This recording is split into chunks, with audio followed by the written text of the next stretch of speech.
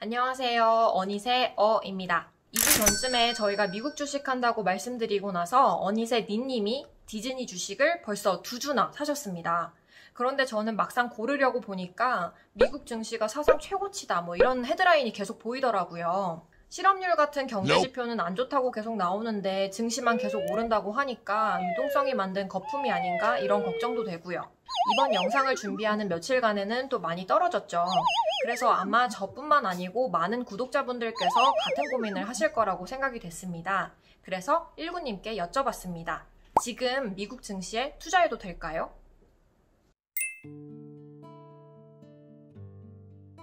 이론적으로 그 버블이라고 하는 거는 오랫동안 많은 사람들이 써온 표현이긴 해요. 근데 이론적으로 보면 버블인지 아닌지는 버블이 꺼진 다음에 안다라는 거예요. 사전에 버블이다라고 이야기하는 거는 모른다는 이야기죠. 모른다는 이야기. 그래서 저는 그런 표현을 쓰는 것 자체를 굉장히 좀 꺼려요. 왜냐하면 버블이라는 표현을 쓰기 시작하면 늘 버블 같기도 하고, 그래서 그런 거는 안 쓰는 게 좋겠다. 그것도 일종의 극단적인 표현이라고 보는 거죠. 세상은 그렇게 갑작스럽게 버블과 버블 붕괴로 그런 시기도 있긴 있는데, 근데 그게 이제 10년에 한 번 정도 있는 거란 말이죠. 근데 지금 그 일이 생길 거냐? 그건 잘 모르겠죠. 그죠? 그러니까 늘 불안해하는 방식도 있는데, 그것보다는 그냥 좀 더 객관적으로 들여다보면 그렇습니다. 그러니까 버블이라고 이야기하는 것의 핵심은 과거에 기업들이 벌었던 이익에 비해서, 지금까지 벌었던 기업들의 이익에 비해서 지금 주가가 너무 높다라는 P라고 볼 때, 그러니까 우리나라 기업들로 보면은 지금 최근에 이제 작년에도 그렇고 올해 2분기까지 그렇고 돈을 얼마 못 벌어요. 얼마 못 버는 그런 상황인데, 주가는 그 돈 버는 것에 비해서 보면은 한 30배 이렇게 된다는 거죠. 그렇기 때문에 굉장히 비싸다. 예전에는 8배니 9배니 그랬었다가 지금은 30배까지 올라갔다고 너무 비싼데? 이런 식으로 볼 수도 있는데, 지금까지 벌었던 게 앞으로도 그렇다라는 거는 없고, 그래서 일반적으로는 주식시장의 이제 밸류에이션을 계산할 때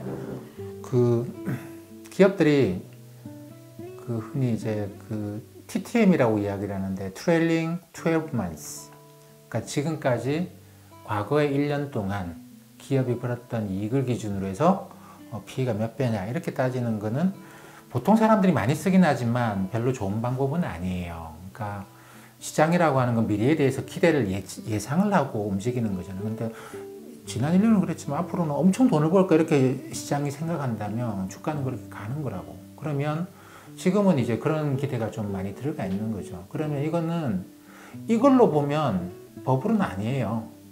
과거로 보면 버블인데 미래를 과거로 재단할 수는 없죠. 사람들이 이렇게 기대하고 이렇게 좋아질 걸 생각하고 주가가 올라갔단 말이에요. 그럼 이거 두 가지예요. 사람들이 생각이 바뀌어버리면 주가는 떨어지는 건 너무나 당연하게, 지금은 이 주가가 사람들이 그렇게 생각하기 때문에 맞는 거지. 그래서 요 TTM이 말고 포워드라고 이야기하는데, 앞으로 1년 동안 또는 앞으로 1년 동안은 좀 안 좋아도 한 2년 정도가 되면 좋아질 거야, 이런 식의 기대를 갖고 보면 지금 미국의 S&P 500이나 한국의 코스피나 둘 다 P가 한 20배, 25배 정도 사이에 들어오는데, 금리가 옛날 같으면 미국의 S&P 500 기준 우리나라 코스피는 P가 왔다 갔다 좀 많이 해요. 여기는 한국 기업들이 이익이 워낙 들쭉날쭉하기 때문에 판단하기 어렵고, S&P 500을 보게 되면 과거에 20배 넘었던 적은 그러니까 포워드 어닝 기준 20배 넘었던 적은 2000년 IT 버블 붕괴, 그 이전에는 포워드 어닝에 대해서 우리가 몰라요. 아예 모르고, 그 2000년 이후로 보게 되면 IT 버블 붕괴할 때 20배가 넘었었어요. 그리고 그 이후로는 20배 안 갔어. 왜냐면 이건 버블이라고 봤기 때문에 안 갔단 말이에요. 그 때문에 그럼 지금 20배 훨씬 넘었는데 25배, 23배 이 정도 봐줘야 할 것 같은데, 그럼 이건 버블이냐? 근데 그때에 비해서 금리가 너무 낮아요.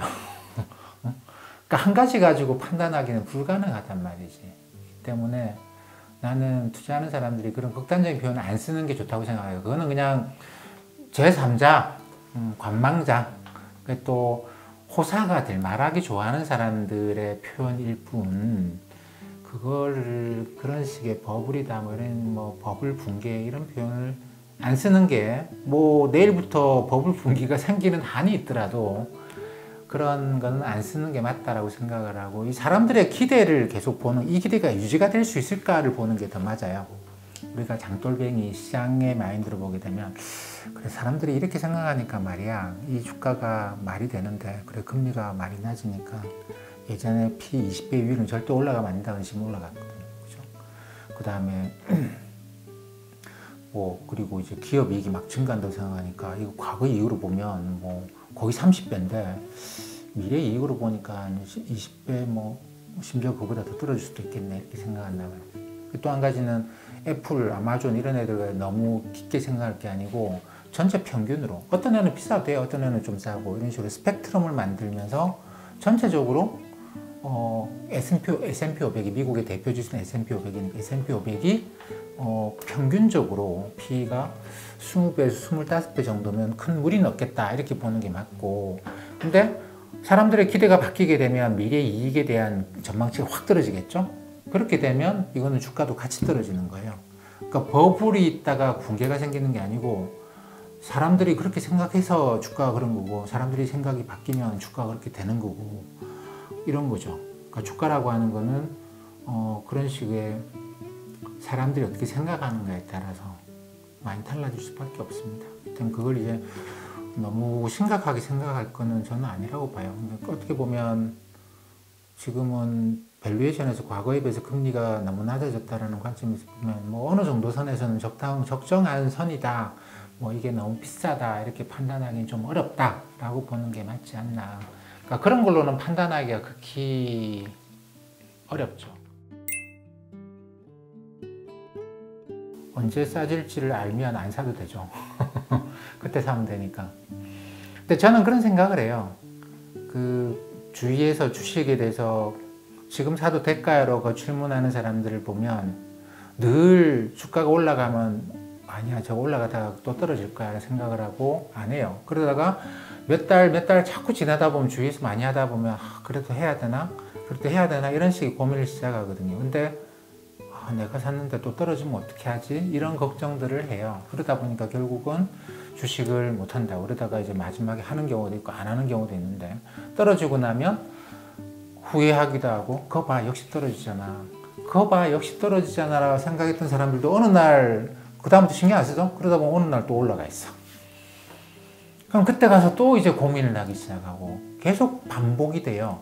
주가는 절대로 이게 박살나가지고 못 올라오는 일은 없습니다. 절대로. 돈값이 떨어지겠죠. 베네수엘라 주가 한번 보자고요. 베네수엘라 지폐 들고 있는 게 나았겠어요? 아니면 주식 갖고 있는 게 나았겠어요? 어마어마하게 올랐죠. 베네수엘라 안에 사는 사람들 기준으로 보면 화폐값이 떨어지면 주가가 엄청 올라가요. 물론 달러 갖고 있는 사람들이 제일 유리했긴 했겠지만 현금보다는 주식, 이런 것인 거죠. 그렇게 본다고 한다면 그 주식이라고 하는 건 절대 뭐 떨어지면 못 올라오는 게 아니기 때문에, 그거 봐 결국 떨어지잖아 라고 해서는 안 됐고, 그때 샀어야 되는 거죠. 그죠? 그때 샀어야 돼요. 근데 더 떨어질 줄 몰라서 못 사는 거야. 올라갈 때는 올라갈 이유가 있어요. 그러니까 올라가지. 떨어질 때는 또 떨어질 이유가 있어. 떨어질 때는 다 망할 것 같아요. 근데 내가 왜 주식을 사요? 올라갈 때 못 사면 떨어질 때도 못 사. 어차피 못 사. 근데 주식으로 돈을 벌려고 그러면 어차피 주식을 사야 돼요. 저는 이제 주식은 운칠기삼이라고 생각을 하는데, 심지어는 운칠복삼. 내가 잘해서 돈 벌거나 이런 건 아니고, 이게 뭐 내 운이나 복이다. 그렇게 생각할 수도 있어요. 근데 운칠기삼이 아마 정확한 것 같은데, 아마 그 정도 비율인 것 같아요. 근데 그렇게 보면은 운은 70%가 내가 주식에 돈을 버느냐 안 버느냐는 70%가 운에 의해서 결정되는 건데, 이 운이 나만 미워해서 내한테만 운이 한 20% 30%가 밖에 안 오고 남한테 다 가고 이럴 리는 없겠죠. 그죠? 또는 운이 나를 너무 좋아해서 나한테 운이 다 오거나 이럴 일이 없잖아요. 그러면 운은 랜덤하게 한 70% 온다고 봐. 언제 올지 몰라, 얘가. 언제 올지 몰라요. 근데 내가 주식이 있어야지 이 운을 받을 거 아니에요. 그죠? 그렇다고 한다면 난 주식이 있어야 되는데, 뭐 별을 달래도 하늘을 봐야지 별을 따는 거고, 복권에 당첨되려고 그래. 복권을 사야 돼요. 그 주식에 돈을 벌려고 주식을 갖고 있어야 된단 말이죠. 그래서 비싼데 주식을 사도 되나? 이거는 정확한 질문이 아니라고 저는 생각하는 거예요. 무조건 주식은 갖고 있어야 된다. 근데 지금 얼마나 갖고 있어야 되느냐? 요게 우리가 질문해야 돼요. 지금 얼마나 뭘 갖고 있어야 되는가가 우리가 질문해야 되는 거지. 주식을 할까요 말까요? 비싼데. 이거는 애초에 질문이 번지수를 잘못 잡은 거다라는 겁니다. 이거는 이런 질문은 저는 해서는 안 된다고 봐요. 의미가 없어요. 내가 지금 얼마를 갖고 있을 거냐? 주식을. 어떤 종목을 갖고 있을 거냐? 근데 저는 그걸 이렇게 생각합니다.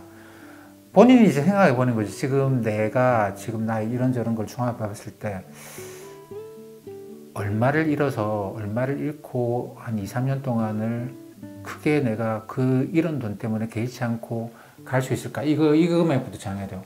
뭐 주식에 돈 벌려고 하는데 잃을 것부터 생각하면 아니 최악의 상황부터 만들어 놓고 나면 거기서 계산이 나옵니다. 그러니까 이만큼 벌어야지. 벌면 벌써 좋죠. 그러니까 이건 계산이 안 나와요. 버는 쪽으로는. 근데 잃는 쪽으로는 계산이 나오거든.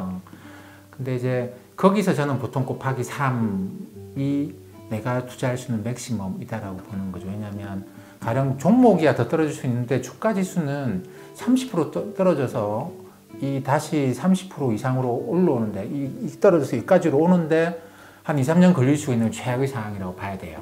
근데 주가 지수는 올라오거든요, 결국. 그러면 내가 30% 이상 떨어져서 손실을 가령 내가 손실을 1,000만 원을 봤는데 2, 3년 동안에 내가 손실 1,000만 원 가지고 그거 가지고 뭐 큰 문제 없이 살 수 있겠다 생각을 하는 곱하기 3천만 원을 투자하면 되겠구나.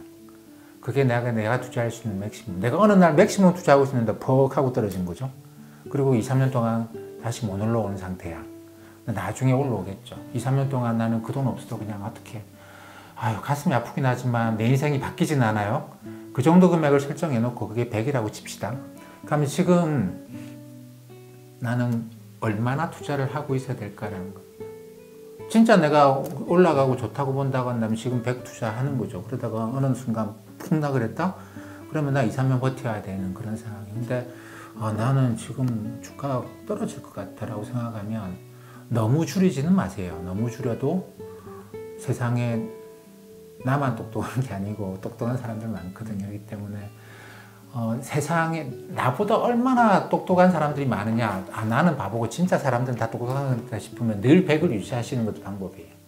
지금 할 수 있는 최대한을 유지하는 방법인데 사람들이 꼭 옳다는 건 아니지. 내가 사람들 꼭 옳다고 볼 수는 없지. 그럼 나의 판단을 많이 넣겠다 그러면 지금 뭐 주가 못 올라갈 것 같은데 떨어질 것 같은데 이게 이러다가 금방 떨어질지 몰라 생각하면 30 이하로는 놔주지 말라고 저는 이야기해요. 그러면 그때 내한테 갑자기 운이 들어올 수 있는데 그 운이 날아간다고. 너무 줄여놓으면. 그러면 이제 30이라는 돈은 거기서 내가 지금 30을 하고 있다가 폭락을 했어. 그러면 전체 100의 금액에서 내가 10이 날아가는 거거든요. 그렇기 때문에 버틸 수가 있다고. 그럼 어떻게 해요? 그 다음에 떨어졌으면 그래 이거 한번 더 사보자 라고 할 수 있는 것이죠. 그러니까 저는 이제 물타기는 굉장히 반대합니다.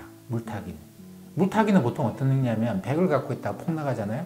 그러면 자기가 투자할 수 있는 그 100인데 120, 150 막 들어가요. 이게 일반적으로 물타기인데 그러면 이게 회복을 금방 하면 모르겠는데 금방 못하면 여기서 어느 순간 절망을 하게 되고 어느 순간 나 여기서 더 이러면 안 되는데 싶은 생각을 하면서 그냥 손절매 들어가는 경우가 일반적으로 손실을 많이 보는 경우입니다. 때문에 손실을 많이 안 보려고 그러면 이런 식의 물타기 절대 하면 안 된다고 보는 거죠. 근데 자기가 100을 투자한다고 정해놨는데 떨어질 때 뭐 투자해보니까 60, 70, 80, 90, 100까지 샀다. 이거는 분할 매수예요. 분할 매수죠. 그건 아무런 문제가 없고 그거는 정말 훌륭한 투자예요. 그러니까 지금 내일 당장 주가가 떨어지겠다라고 생각을 하더라도 사과나무 한 그루를 심어놓으면 30을 갖고 있는 겁니다. 왜냐하면 내 느낌이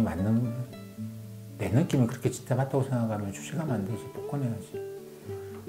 로또 일주일에 뭐 10몇 명씩 1등 당첨되더만요. 10매독씩 가져가더라고. 아니 그것도 2,000원 해가지고. 그렇게 내가 감각이 좋고 잘 맞추면 왜 주식을 합니까? 로또를 해야지.